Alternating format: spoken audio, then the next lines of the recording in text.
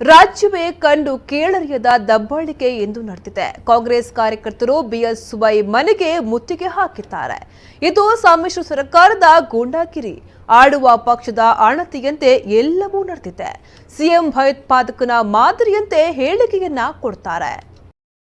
ಭಯೋತ್ಪಾದಕರ ಮಾದರಿಯಲ್ಲಿ ದಂಗೆ ಏಳುವುದಾಗಿ ಕರೆ ಕೊಟ್ಟಿದ್ದಾರೆ. ಕುಮಾರಸ್ವಾಮಿ ಸಿಎಂ ಕುರ್ಚಿಯಲ್ಲಿ ಕುಳಿತುಕೊಳ್ಳಲು ಅರ್ಹರಲ್ಲ ಅಂತ ವಿಧಾನ ಪರಿಷತ್ನ ವಿಪಕ್ಷ ನಾಯಕ ಕೋಟಾ ಶ್ರೀನಿವಾಸ್ ಪೂಜಾರಿ ಆರೋಪಿಸಿದ್ದಾರೆ.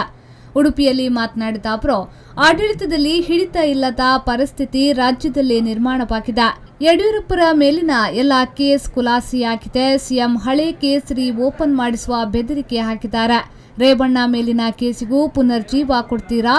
ರೇವಣ್ಣ ಮೇಲೆ ಭಾರಿ ಭೂ ಕಬಳಿಕೆ ಆರೋಪವಿದೆ. ಮಾಜಿ ಸಚಿವ ಓಲೆ ಮಂಜು ಆರೋಪಗಳ ಸಮಗ್ರ ತನಿಖೆ ಮಾಡ್ತೀರಾ ಅಂತ ಪ್ರಶ್ನಿಸಿದ್ರು.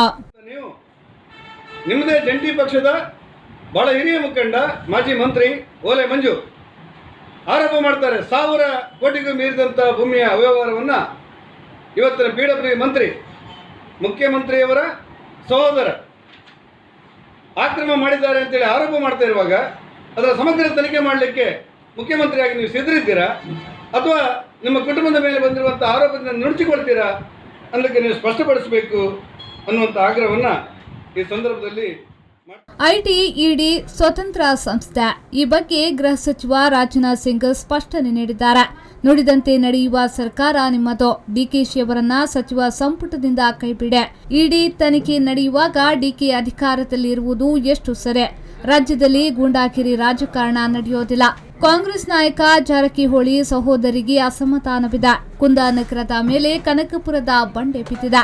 ಕಾಂಗ್ರೆಸ್ನ ಒಳಗೆ ಯಾವುದೂ ಸರಿಯಿಲ್ಲ ಎಂದು ಅವರೇ ಒಪ್ಪಿದ್ದಾರೆ ಅಂತ ಕೋಟಾ ಶ್ರೀನಿವಾಸ್ ಪೂಜಾರಿ ವಾಗ್ದಾಳಿ ನಡೆಸಿದ್ರು. ಗೂಂಡಾಗಿರಿ ರಾಜಕಾರಣವನ್ನು ಮಾಡಿ ಬಹಳ ದಿವಸ ಕರ್ನಾಟಕದಲ್ಲಿ ಸೂತ್ರ ಅಧಿಕಾರವನ್ನು ಹಿಡಿಬಹುದು ಅನ್ನುವಂಥ ಭ್ರಮೆಯಿಂದ ನೀವು ಹೊರಗೆ ಬನ್ನಿ ಅನ್ನುವಂಥ ಆಗ್ರಹ ಮಾಡ್ತೇನೆ.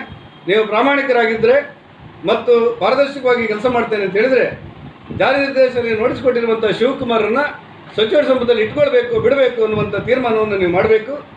ನಿಮ್ಮ ಸಹೋದರ ರೇವಣ್ಣ ಅವರ ಮೇಲೆ ನಿಮ್ಮದೇ ಸಹಭಾಗಿತ್ವದ ರಾಜಕೀಯ ಪಕ್ಷದ ಮುಖಂಡರಾಗಿರುವಂಥ ಓಲೆ ಮಂಜು ಯಾವ ರೀತಿ 1000 ಕೋಟಿ ರೂಪಾಯಿ ಭೂಮಿ ಅವ್ಯವಹಾರ ಆಗಿದೆ ಅಂತೇಳಿ ಆರೋಪ ಮಾಡಿದ್ದಾರೆ. ಸಮಗ್ರ ತನಿಖೆಗೆ ಆದೇಶ ಕೊಡಬೇಕು ಅನ್ನುವಂಥ ಒತ್ತಾಯವನ್ನು ಈ ಮೂಲಕ ಮಾಡಿ. Pallavi Santosh, V4 News 24/7 Udupi.